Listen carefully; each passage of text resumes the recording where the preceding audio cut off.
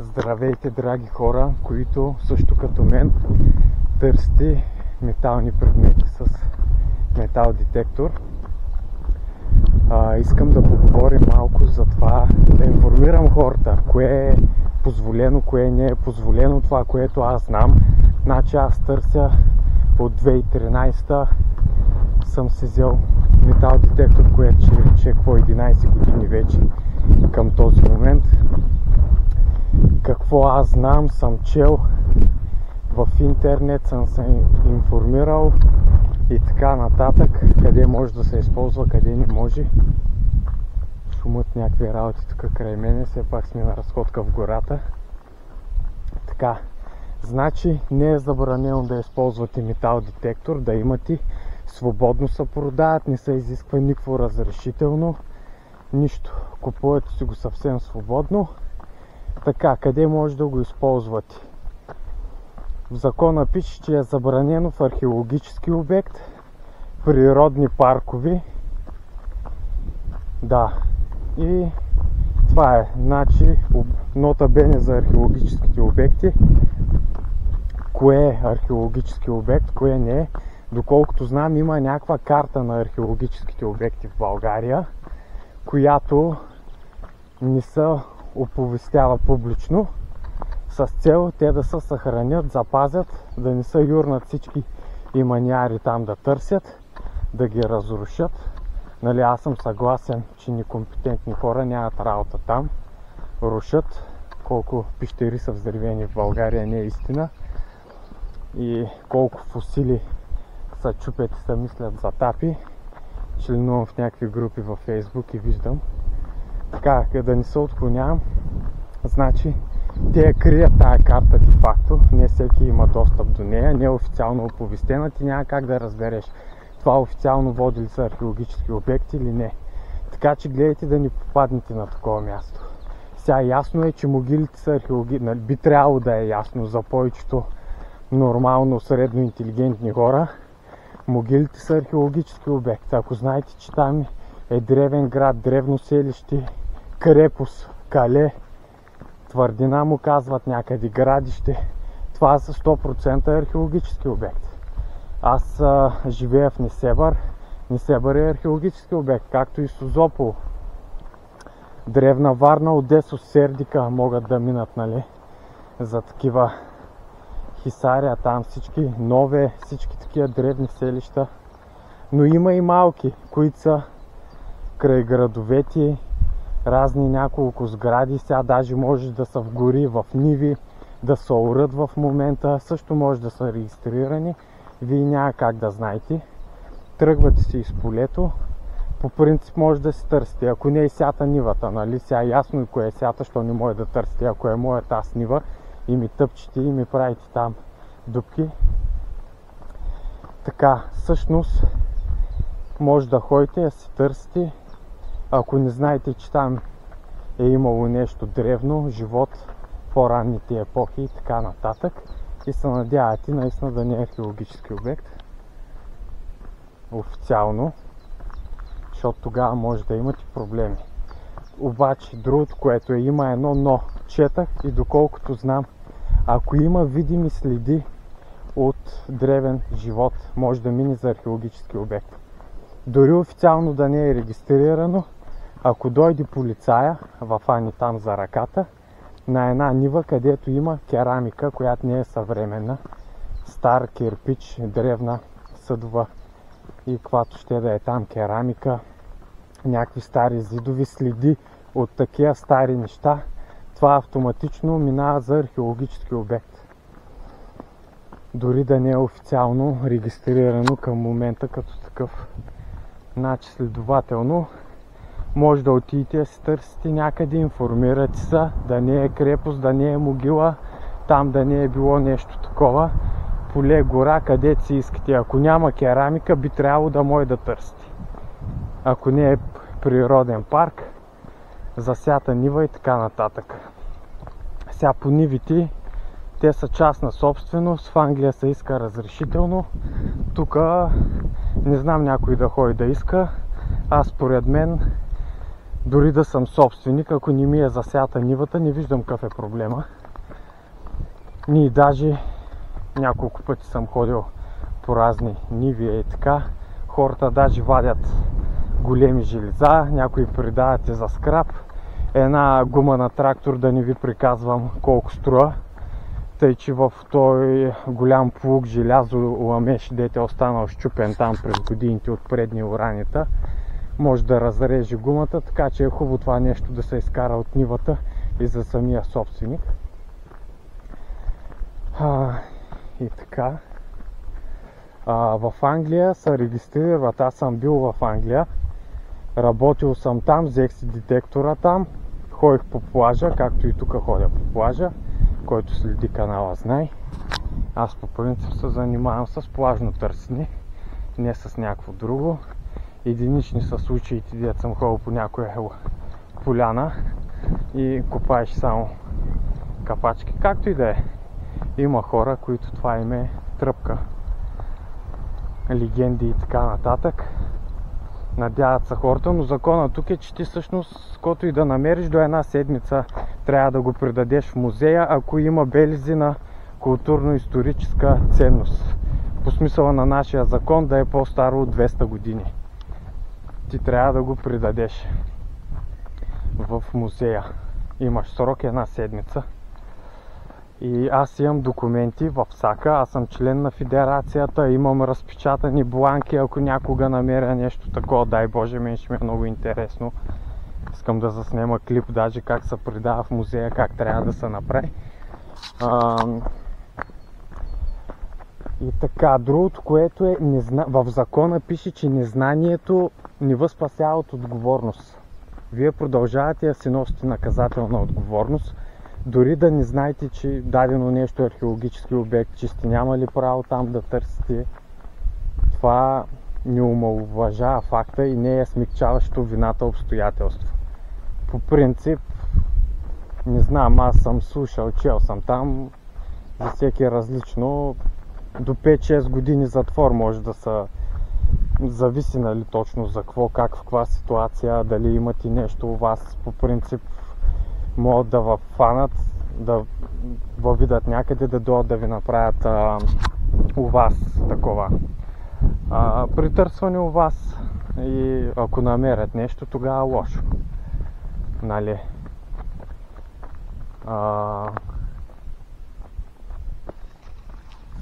Гущерите, видяхте ли го? Цял варан, голям зелен. Обиск могат да ви направят, така просто да възпрат с детектор, в колата могат да решат да ви направят обиск. Сещате се, че ако имате нещо у вас, голям проблем. До 5-6 години затвор, нали, може би при чисто съдебно минало, при първо провинение ще е условно. Нали, чувал съм за такива случаи, дела и така нататък. България е малка, всеки познава някакви хора. Но пак не се знае, всеки случай си е индивидуален. Всяко са въфанали на могила да копаете с багер, там може би и би трябвало да е друго, по-сурово в смисъл. И така, иначе е разрешено, може, аз ходя по плажа, нали, не мога ходя в Стария град на плажа, аз ходя на Равда, на Слънчев бряг основно, защото според мен е логично да е един от най-ценните плажове в България.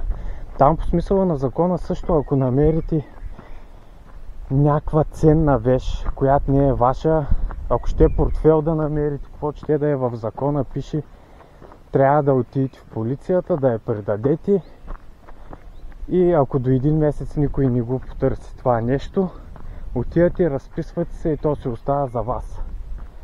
Но вие сте задължени по закон това да го направите. Аз не съм чул някой да го е правил от хората, които намират разни неща по плажа Слънчев бряг. Вероятно нямат доверие не само на полицията, на нашия целия държавен апарат, според мене. И тук основно губят чужденци. Аз и не съм чул някой, който се е изгубил нещо на плажа или в морето, да отида да пуска жалба в полицията за изгубена вещ и така нататък, но това е закона. В смисъл, ако искате да сте зарядни от гледна точка на закона на правото, така трябва да направите, би следвало. И така, вижте тук Мравишката пътека, Мравишката магистрала, как пресича горските мравки. Смятам, че ви отговорих. Спокойно може да си вземете детектор, да. Ако намерите нещо по-старо от 200 години, трябва да го предадете в музея. Срок до една седмица. Най-близкия музей, който е там Саводи, регионалния, нали, не в който си изберете, трябва в тази област, където сте го намерили. Аз ако отида на село в двора, намеря нещо, нека се върна тук в Несебърския, трябва там. Мен лично са ме спирали полицаи с детектора в колата, питали са ме къде ходиш, какво правиш, тъй. Аз им казвам и са ме пускали. Не съм имал никога сериозни проблеми за тези мои повече от 10 години опит. Един път, от малкото пъти, където съм търсил, в едно поле, там един познат имам на село, той вика дай да отидем. Там също имаше машинка тогава на времето. Викам хубаво, отивам и в полето, гледаме единствената незасята нива, всичко друго беше зелено. Викам и тук влизаме, да не тъпчем на хората. Имаше тракторист там в другите сятите ниви, минава нещо пръска и след 10 минути идва една патрулка. Ние видяхме отдалече, нито сме се паникьосвали, нито сме бягали, нито сме се мъчили да се крием или да се изнесем набързо нещо такова. Дойдоха си хората, какво правите тук, поискаха ни лични карти, нали, представиха се, нормално се държаха. Защото има случаи, където чувам, че нали, полицайите се държат с хората доста грубо на такива. Нали, сега не знам, навсякъде е различно. Провериха ни личните карти, що търсите. Тук аз му казвам и виж, защото е единствената незасята нива. Къде другади? То няма къде другади, иначе тъпчем на хората. Нали, то явно тракторист се е обадил, там нямаше никой друг човек. Явно той като е видял, дигнал е един телефон. И така, приказваме си най-нормално интелигентно с полицайите. Казвам, тук не е археологически обект. Другото, което аз съм член на федерацията, имам карта. Обаче тази карта, тя нищо не ти дава. И членство де-факто не ти помага нищо. Аз членуваме и така, защото ма кефи, защото искам да имаме федерация, някъде където да се събираме и така нататък. И нищо, полицаите там дойдоха, приказвахме 10 минути, провериха и си тръгнаха. Даже ни напретърсваха. Аз ви казах, ние не сме на нищо, но пак не казвам, че при вас ще стане така. Навсякъде различно, не знаеш кой как ще реагира. Той може да е достатъчно основание, да речем, може би си мисля, да дойдат у вас да ти направят обиск. Сега не знам, не съм запознат толкова много, ама според мен това нещо в Англия трябва да се регистрираш. Аз там се регистрирах, имам документи, ще се върнем към документи, като съм вкъщи, ще ви ги покажа. Всички документи, които имам, с които ще ходя постоянно. Просто се регистрираш, там трябва да имаш разрешение от човека, на който е нивата, за да отидеш да търсиш там. Там също на археологически обекти не може да търсиш, но те са официално с табели, знай са обозначени, не са така скрити като тук и ти без да знаеш, ако не си много информиран, да се изтъпаниш някъде, да нарушиш закона, дето се казва без да искаш, защото това не те спасява, че ти не си знаел. Както ви казах. И така, не съм имал сериозни проблеми, дано и да нямам. Не мисля, че ще имам, защото аз ви казах, аз ходя в Слънчев бряг по плажа. И така. Според някои хора, хората, които търсят с метал детектор в България, са няколко десетки хиляди. Аз съм склонен да се съглася. Мисля, че в Англия също са толкова. Там има музей на находки от любители, които са намерили. И така. Тук в България няма такива музеи, защото хората ни предават в музеите. Не знам, бедни са и гледат да изкарат някой лев или не знам каква е причината. Страх ги да не ги осъдят, ако не са го предали веднага. Така, да ви покажа моите документи. Първо, Това ми е картата. Членската карта на федерацията. Те са две федерации. И двете занимават с едно и също, хората обикалят с детектори. Едната е на самородно злато и метеорити, другата е БНФМ, Българска национална федерация метал детектинг. Така, тук е едно картонче, пише на картончето: Закон на културното лице намерило вещ, в случай член 8891, така трябва да предаде в най-близкия държавен, регионален или общински музей в 7-дневен срок.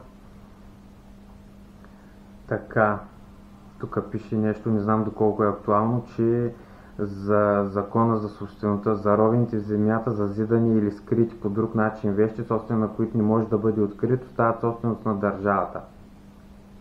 Лицето, което ги е намерило, има право на възнаграждение в размер на 25%. Значи, първата част на клипа ви казах, че ако намерите нещо златно на плажа и ако не го потърси никой, остава за вас, значи може и да бъркам. Тук може би само 25% взимате от стойността, на която се оцени. Не само, а 25%. Не знам, що казах само. Видя не са малко явно. Така. Документа ми е от Англия. Вижте, всичко е на английски. Виждали са. Деца регистрирах, остава по интернет, не излизаш от вас, не пращаш нищо, не плащаш нищо. 1 паунд не съм платил, което е най-важното. Връщат ти го на имейла и си го принтираш. То не е задължително, няма такъв характер това нещо, обаче не знам. Пише, че там хубаво да си изкараш, аз си изкарах. Може би си вадят някаква статистика за тях си. Така. Той е от форума на федерацията БНФМ, уведомление, бланки, разпечатваш си, ако намеря един ден нещо, което има вид да е на нещо по-старо от 200 години, нали, трябва да отиде в музей, попълвам си тук данните, готова бланка и го предавам в музея. Уважаеми господин, госпожо директор, качеството на лице, практикуващо метал детектинг като хоби, притежаващ техническо средство с тази цел, тук датата, при проверка на работата на техническите възможности, намерил си го случайно. Ти като целенасочено търсиш нещо с историческа стойност, автоматично си нарушител на закона. Единствено случайно мой си намерил, за да не си виновен. Така, бланка. Значи хубаво е да имате бланки. Или намерите ли, веднага трябва да бягате да си изкарате. Важни указания с метал детектор. И също са ми го дали от федерацията, като хора по съборите там.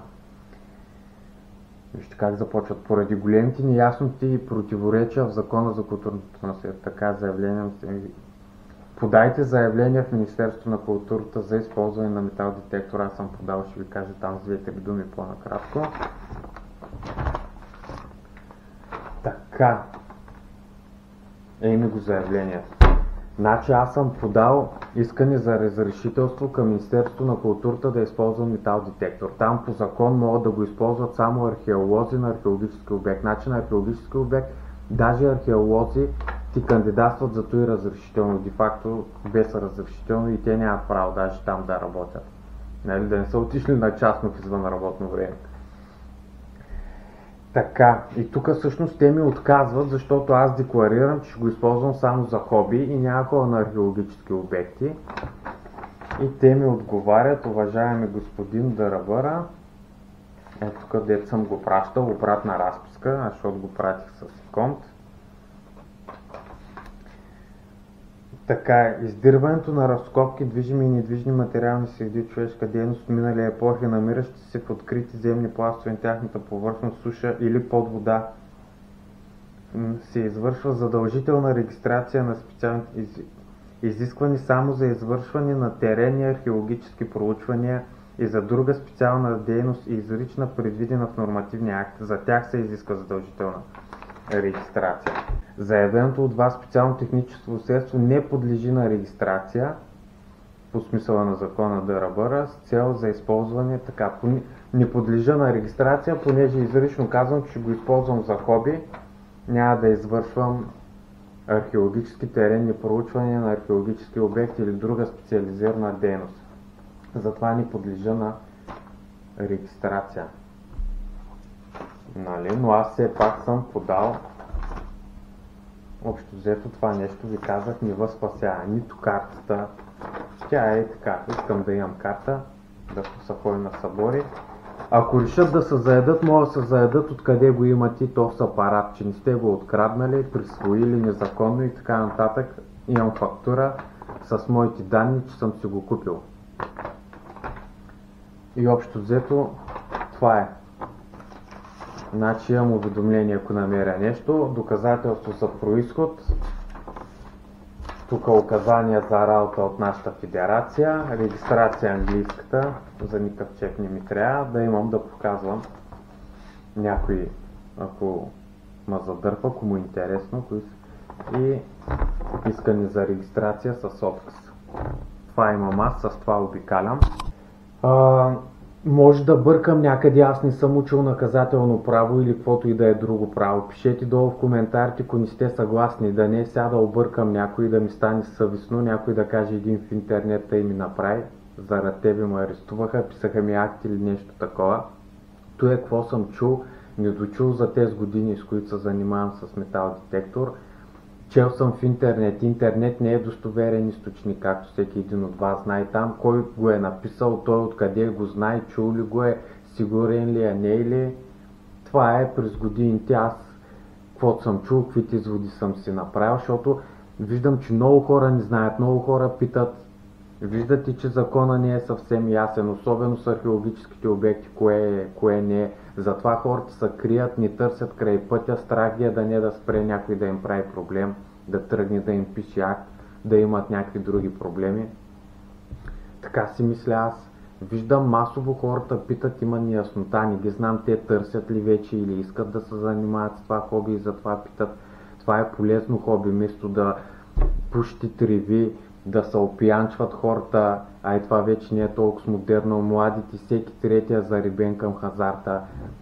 Това е на свеж въздух, на слънце, има физическа активност, научавате история. Там. Друго исках да ви покажа още. Чакайте малко това така. Това ми е от МВР-то, Ти ще да го забравя да го кажа. Постановление. Даже прокурор тук се е подписал.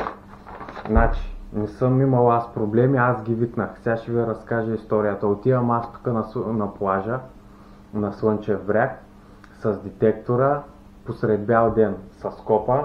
Те взеха да гонят концесионерите тук от 5-6 години, ни дават лятото.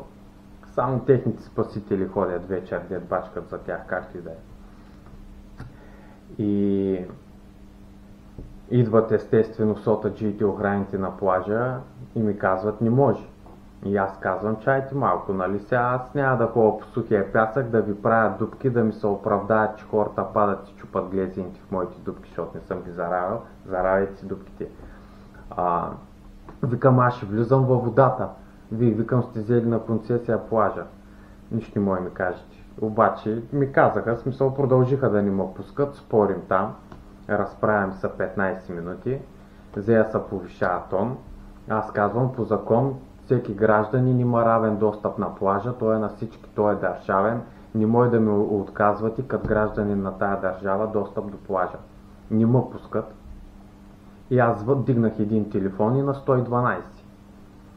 И ги чакам аз 45 минути, и верно беше лято. Имам чувство, че не знам, може са бавили да се надяват да се тръгна, обаче аз катил си да и чакам там на края на плажа. Накрая дойдоха, обясних им ситуацията, ходиха, разправяха се с сотаджиите, те малко се притесниха, между другото, не очакваха, до сега всички деца ги гонили, са бягали. И разправят там, взеха да си звънят на шефовите, да ги питат какво да правят, ма то дойде полиция, ма той чулничи. Разправяхме се половин час и накрая полицаите ми казаха да си тръгвам, че те скат концесионери имали право дори във водата. Те там давали четови водни колела под наем, имали някакво право и там на 10 метра или на 20 от водната ивица, също влизала към концесията на плажа и като му е даден на концесионера, каквото каже концесионера, това ще е. Нали, аз много се издразних, нали се сещате, че аз съм от тук живея, идват някакви софиянци, взимат на концесия моя плаж. Нали, извинявам се, че така говоря, ама аз съм си от тук, местен дет се казва, и ми забраняват да влизам дори да е с детектора. Че какво им бъркам им правя? По какъв закон, на какво основание ми отказват? И така... Изненадаха са полицайите, че съм викнал ТАКОС. Показвах карта, Марта, викат ви от кога имате федерация. И така, не очакваха аз да викна полиция. Така. И после, след един месец, ме викнаха тук в нашото РПУ. Отказ за образуване на досъдебно производство, наказателно постановление, защото аз отказах да завеждам и те не са завели към мене относно този спор, дет сме имали. Пише датата, час, че е нямало физически сблъсъци. ДРБР постановявам, отказвам да образувам досъдебно производство. И в РПУ-то тук, дет ме привикаха, кварталния ми каза, че аз съм използвал неправомерно телефон 112, това не било случай за 112 и де-факто той имал право да ми напише акт за това нещо на стойност 250 лева, мисля, че беше тогава, може да са го променили, вече да е повече, виждаме са малко тази сума вече. Да не го използвам пак за такова нещо, да не се повтори, защото със сигурност тогава вече ще ме глоби, сега ме пуска е така. Общо взето това беше. Казаха ми, че пак се обадят за такова нещо, аз ще плащам. И мога да заведа дело срещу Тосма, вероятно той ще го спечели, нали, за този спор, който имаме. Като цяло не трябвало да се обаждам, защото нямало физическа саморазправа, никой не ме бил заплашил, никой не ме бил ударил, нали, няма такъв физическо прикосновение там, сблъсък нещо. Ами аз ако не ги бях викнал, то щеше да има. Нали, аз предпочетах да изпреваря събитията, да си ги викна преди да станем на търкал, защото ще идва и ще ми казва на моя плаж някакъв от някъде, дете наед тук, че не мога да стъпя на плажа. И то явно аз пак не мога да ни победиха, ама както и да я разправях са, че това е то с моя опит с плажа, с полицайите, този случай, който исках да ви разкажа. Да знаете, на много места, на големите централните плажови, концесионера ни отказва достъп, прави си каквото иска. Ама така е, нашето Черноморие отдавна не е за всеки. Да, са на едни хора и те там колят и бесат и решават кой какво може да прави, какво не може и така. Какво да се прави в България. Благодаря. Както ви казах, абонирайте се за канала, ще помогнете за неговото развитие, да правим клипове, да има приключения в Слънчев бряг и интересни находки, хората да им е интересно да гледат, да се кефят, деца казва с една дума, ко намираме, да се вълнуват и те с нас. Чао!